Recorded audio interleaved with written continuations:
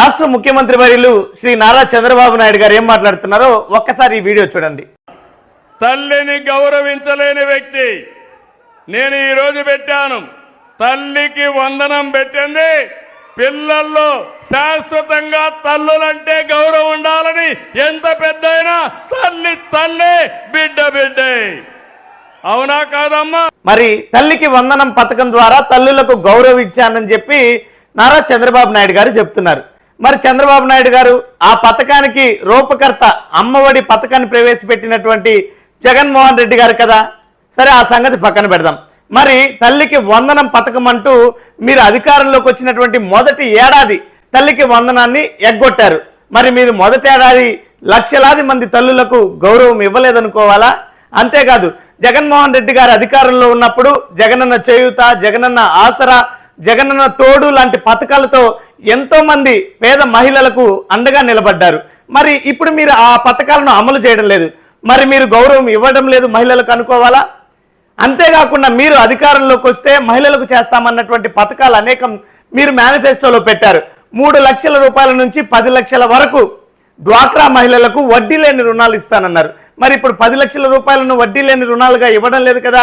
మరి మీరు ఎంతమంది తల్లులకు మోసం చేశారనుకోవాలి? అంతేకాదు, P4 పథకం ద్వారా రాష్ట్రంలో ఉన్నటువంటి పేద మహిళలందరినీ కూడా సంపన్నురాలుగా చేస్తానని చెప్పి హామీ ఇచ్చారు.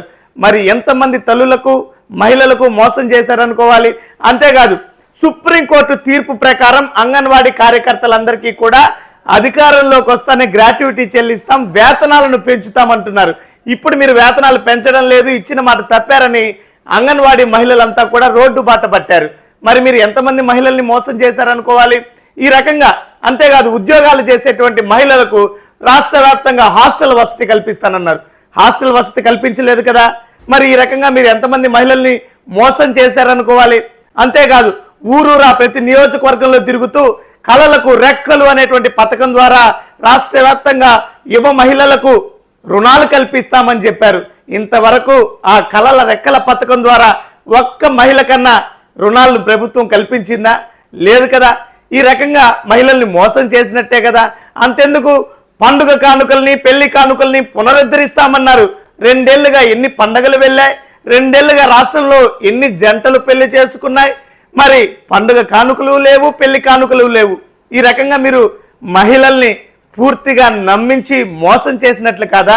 ఈ రకంగా మేనిఫెస్టోలో హామీలు పెట్టి మహిళలందరినీ కూడా ఊరించి కవ్వించి ఓట్లు దండుకొని తీరా అధికారంలోకి వచ్చి 2 ఏళ్ళు అవుతుంటే చెప్పిన మాట ఒకటి నెరవేర్చకుండా మళ్ళీ నేను మహిళలకు గౌరవిస్తాను, తల్లులకు గౌరవిస్తామంటున్నారు. ఈ రకంగా మీరు మోసం చేసి ఇంతమంది తల్లులకు, ఇంతమంది చెల్లులకు రాష్ట్ర వ్యాప్తంగా మోసం చేశారు. మరొక పథకం, నెల 1500 రూపాయలు 19 సంవత్సరాల నుండి 59 సంవత్సరాలు వచ్చేటువంటి ఆడబిడ్డకి ఇస్తానన్నారు. ఇంతవరకు ఆడబిడ్డ నిధి లేదు కదా. ఈ రకంగా ఎంతమంది మహిళలను రాష్ట్ర వ్యాప్తంగా మీరు అగౌరవపరిచి మోసం చేసినట్లు? మరి ఇది మోసం కాదా?